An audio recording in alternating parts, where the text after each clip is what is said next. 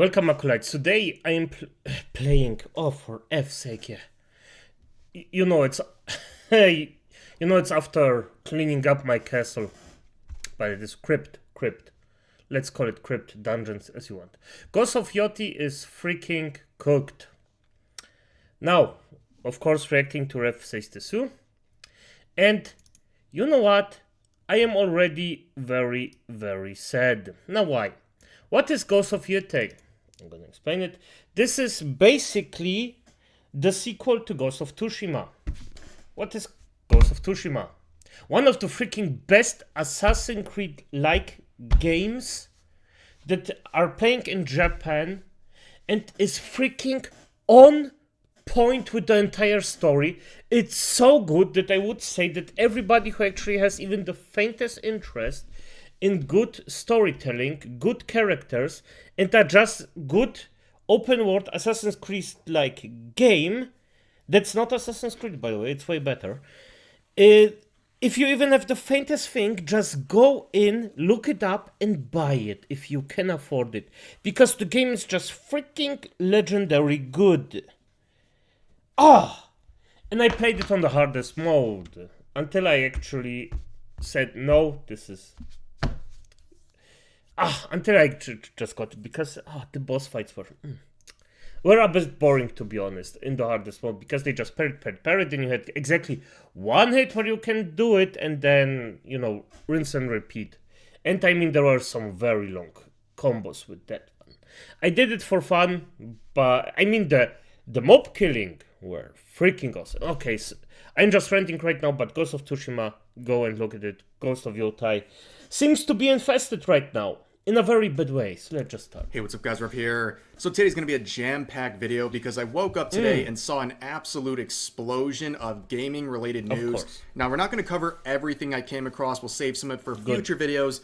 But today, I want to talk about 3 different stories that are all tied by one theme, and that is falling upwards. That is a very disturbing trend in the gaming industry right now, where people who are a part of terrible projects that tank somehow find themselves getting promotions and better opportunities at other studios. And that's exactly what's going on today with some well-known failures like Concord, as well as Dragon Age the Veilguard. So let's begin here. You can see a couple... I am baffled. How can you promote someone who failed? This a couple weeks ago, we saw the director of Dragon Age the Veilguard step down, and everyone was wondering, where is she going to go next? This was her post basically saying to everyone on Blue Sky that she was so happy to be a part of Dragon Age and that it's so important to her, but not important enough to stick around. She jumped ship only a couple weeks before the big round of layoffs. If you see that there's something positive, get the fuck out. Now, she's been pretty busy on Blue Sky, making some typical activism-type tweets, including very weird ones like this, where she said just 2 weeks ago, "I wish everyone against puberty blockers for trans youth would experience the pain we endure. Your face peeled back to reshape your skull, breast tissue removed, hundreds of hours of electrosis trauma. But I really can't wish this. I'm not a monster. I wish you access to empathy. Hashtag trans rights." So this is kind of a poorly veiled threat, and again, targeting youth, which is something a lot of people would have a big issue with here. But on Blue Sky, she's been pretty active, continuing with the activism. Just today, retweeting or reposting something from an account called Woke for Life. Clearly, they're not learning anything about how people... I'm gonna just be honest. If you have somebody that's so passive-aggressive as she is, no, just F the person, cut the person out of your life, don't hear them, just be like, oh, you're that way? Yeah, fuck you. You're not worth my time. Simple as that, Acolytes. I mean, it's most of the time, it's way harder than you think, but... People are rejecting this nonsense. But you can see former Dragon Age the Veilguard, but current question marks with this little shushing emoji here. Well, it's not too much of a secret. People figure it out pretty quickly. You can see from Fandom Pulse here, Dragon Age the Veilguard director hired to work on new Dungeons and Dragons video game. And I feel so bad for Dungeons and Dragons fans, especially ones who have been a fan of the franchise for decades. They have watched this franchise be ripped and torn apart by activists. It's so bad what's been going on over the past couple of years, especially with Wizards of the Coast and the nonsense that they're doing. But anyways, let's look at this here. So actually, there was kind of a bit of confusion here. Smash JT initially broke the story, but it turns out this person, Diversity and Dragons, actually got the scoop a little bit before. So you can see Smash JT providing full transparency and credit, which is an amazing thing to see and something you don't see with the access media. They just steal stories from people, or they overlap or falsely claim they got there first and never correct the record. Here you can see people having a nice interaction and correcting the record and saying, hey, we both kind of worked on this together, and it seems this person got to it before Smash JT. But anyways, let's look at the proof that Smash JT did provide confirmation from his source saying Corrine Bush has officially failed upward to become the game director at Skeleton Key, a video game company under parent Wizards of the Coast. And you can see this screenshot proving that she is there as the game director at Skeleton Key, which I... So basically, remember, Acolytes, if you hear a product from Skeleton Key, be worried. Again, my condolences to Dungeons and Dragons fans, because this is exactly the route they've been heading for many, many years. Yeah. Now, let's look at this, right? So there's been a lot going on with Dungeons and Dragons related IPs here, where recently, only about a month ago, we saw the Sweet Baby Ink infected Dungeons and Dragons Dark Alliance shut down, a game that was very heavily disliked, considered an abject failure. Of course, it had a connection to Sweet Baby, which makes a lot of sense when you look around and see what's been going on with the franchise. On top of that, as Smash JT points out here, Corrine Bush is going to fit right in. Yes, this is a real image posted in the WOTC studio he has joined called Skeleton Key Studios. And this is, I guess, a big group call. And you can just see people like Corrine Bush, they're going to fit in real well here. But this is the absolute state of the gaming industry. I can't think of anything else that would really capture what's going on here and all of the activism that is very present in the scene. Now, this is not too surprising. Again, like I said, there's been some more updates regarding the Dungeons and Dragons Monster Manual. You can see people here pointing out, Liches no longer have phylacteries because it might be offensive to Jews. In the new D&D 2024 Monster Manual, they now have spirit jars. Also, sphinxes are no longer distinguished by gender, and orcs aren't in the book. Have a nice day. All of these things confirmed, by the way. So apparently the phylacteries are somehow offensive to Jewish people. They've now changed them to spirit jars. And we have this whole thing with... By the way, I still not gonna change the phylactery thing. I have my phylactery, Acolytes. Don't worry about it. Spirit jar. This is something I would call where I put my least favorite enemies in. A jar. It's so disrespectful for the soul to be put in a freaking jar. Sphinxes, and also we've seen other gender-related language either removed or made to be non-binary with some of the creatures in the games. And orcs, yeah, they're not in the book anymore. You know why they're not in the book anymore? Because Wizards of the Coast believed that their presence was racism, that they were some kind of a racist caricature of black people, because the normal people apparently look at orcs in a fictional setting and immediately think of black people. They're somehow the normal people, Makes sense, doesn't it? Once again, the people who come off as the anti-racists and the progressive people, they are some of the most diabolically racist people you'll ever come across. And again, the stuff with Wizards of the Coast is not new. In fact, we talked about this way back in the day, like 4 years ago almost at this point, where they removed some problematic lore because, again, they thought it would reflect on real-life black people. Here's an example of a monster that was removed because apparently, to the Wizards of the Coast, this looks like a black person. I wish I was kidding, but I am not. But let's move on to the next part of this video. We're going to be looking at Sucker Punch Productions and, of course, their upcoming release of Ghost of Yotei. This is a game that's already mired in some concerns where people are afraid there's a certain direction the studio is going. A lot of people seeing the main protagonist here, and they're thinking, oh, look, another girl boss. They didn't continue with the male protagonist from Ghost of Tsushima. They go this new route, and apparently the delay is rumored to have been caused by a last-minute switch to a female protagonist.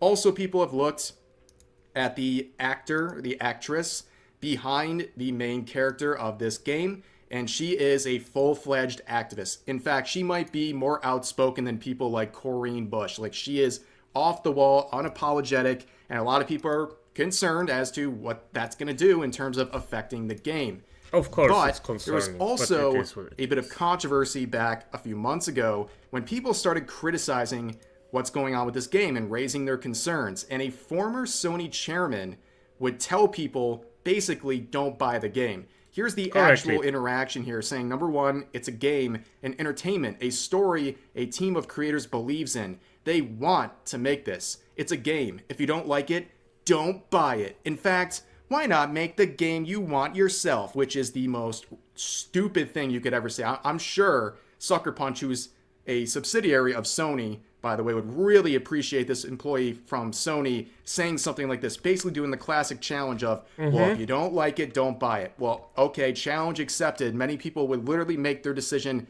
just like that as soon as they saw a response like this. And on top of that, the ridiculous narrative here. Why not just make the game yourself? That's like saying you go to a five-star restaurant, you have a professionally trained chef, and they come out with a terrible meal, and they say, well, you don't like it? Well, guess what? Make your own food. Like, it's so stupid. It's such a cop-out. But yeah, it's stupid. Sometimes it fits if it's something that...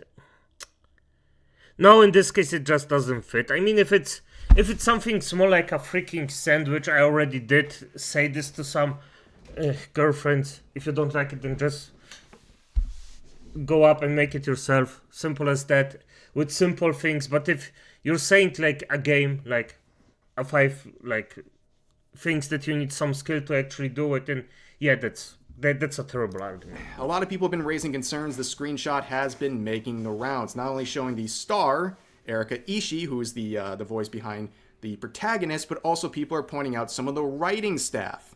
And why are they pointing out the writing staff? Well, there is a connection to another failed franchise and game, and that is, of course, Veilguard. So you can see from that Park Place, Ghost of Yotei fan concerns increase. Games writers also worked on Dragon Age, the Veilguard, and Mass Effect Andromeda.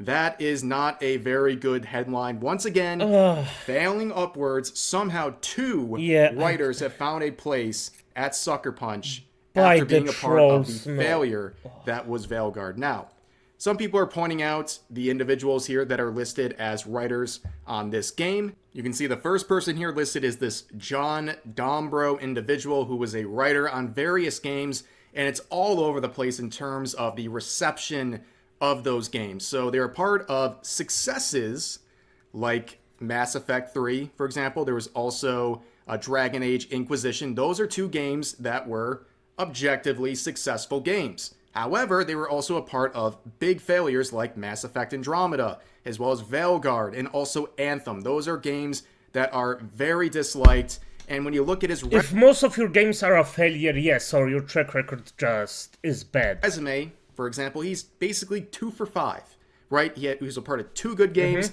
and 3 really bad ones, and 3 recently really bad ones. So there's definitely some concern about that. A lot of people don't like those odds, for example, right?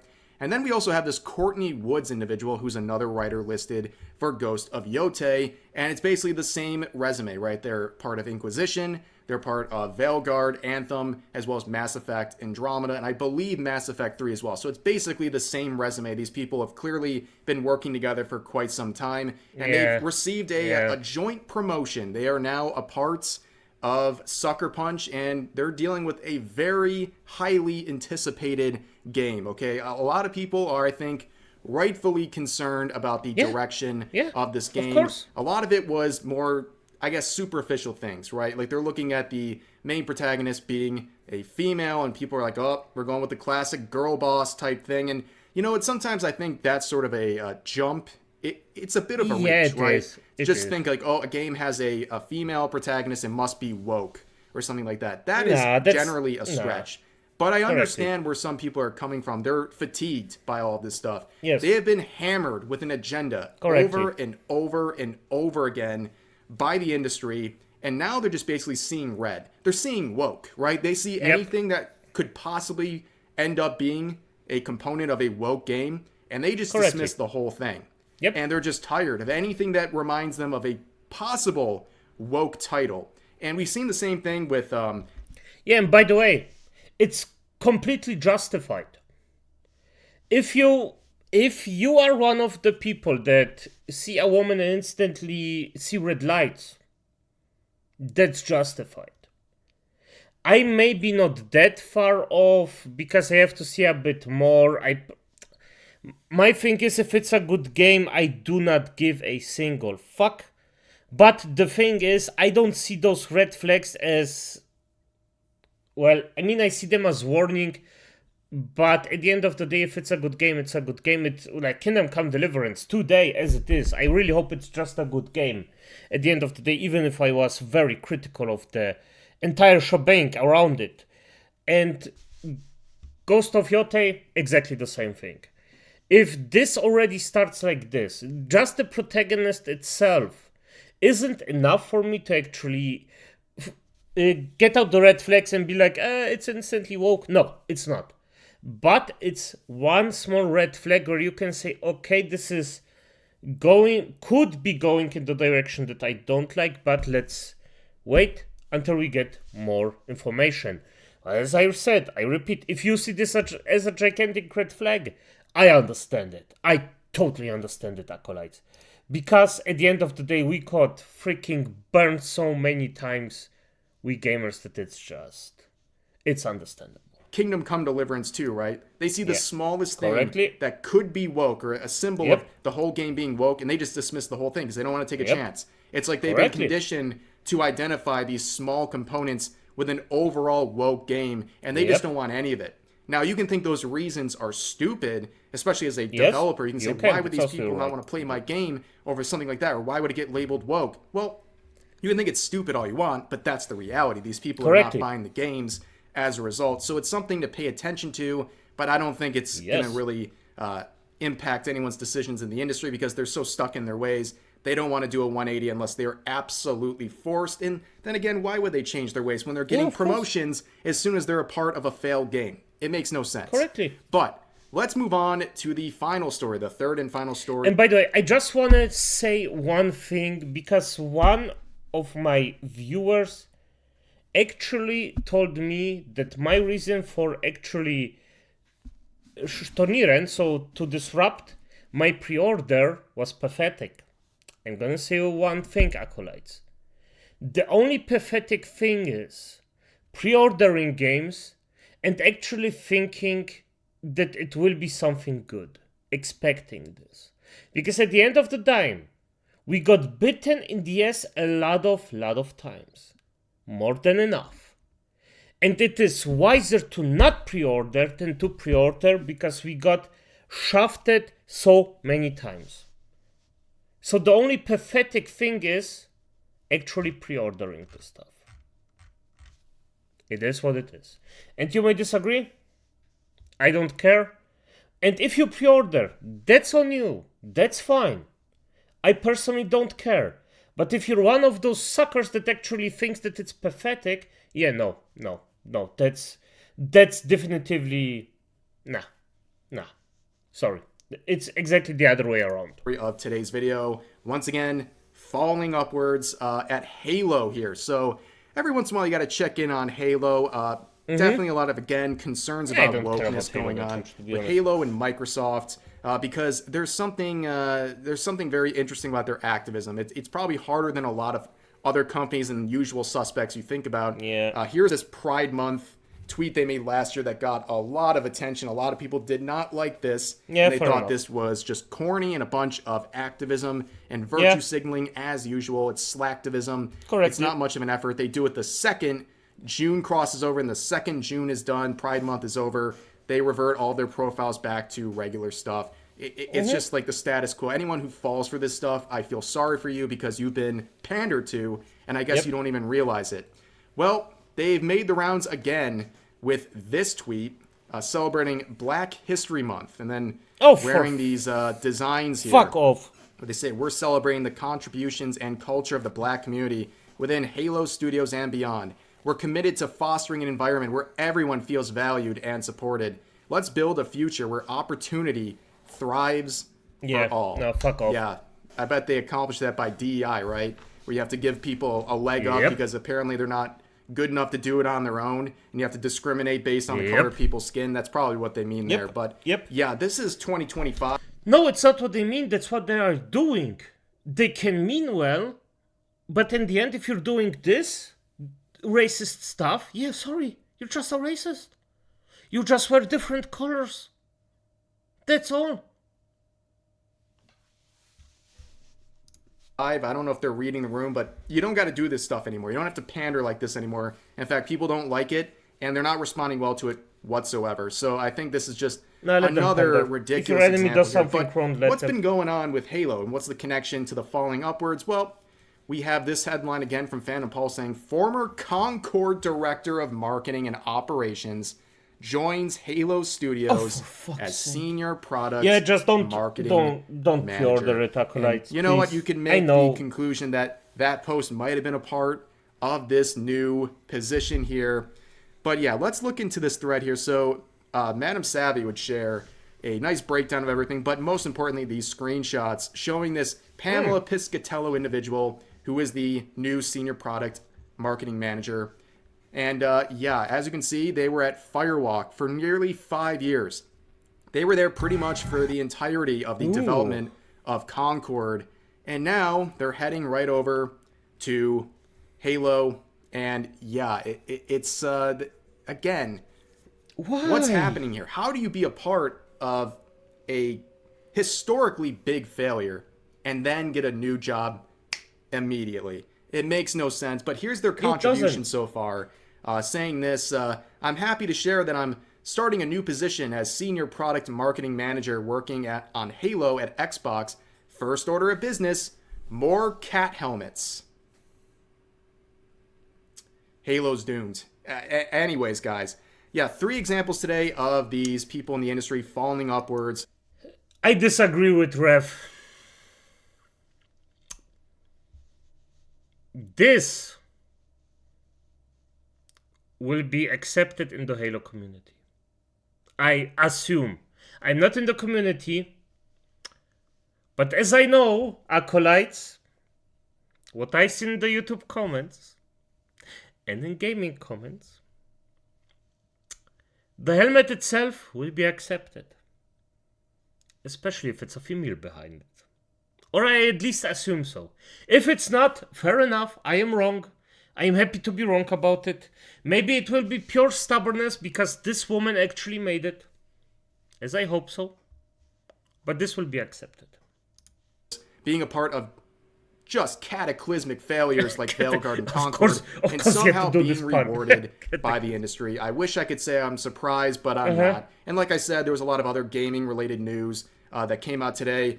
Too much for one video, so we're going to split it off into a couple in the coming days, and I will keep you guys up to date and in the loop on that.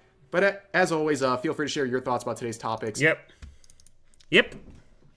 But yeah, as I said, acolytes, I think that this entire thing, the thing is, it's over the Ghost of Tsushima,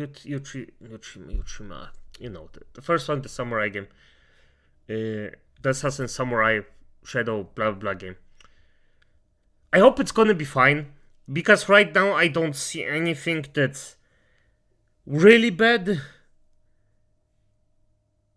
So there's that. Except the people that are working on it, so that's the people working on it is a way bigger red flag for me than the female main character. So there's that. But until more comes out, because maybe they're just representative and they have exactly jack shit to say. If we're lucky, it's gonna be a good game, as I hope for Kingdom Come Deliverance 2.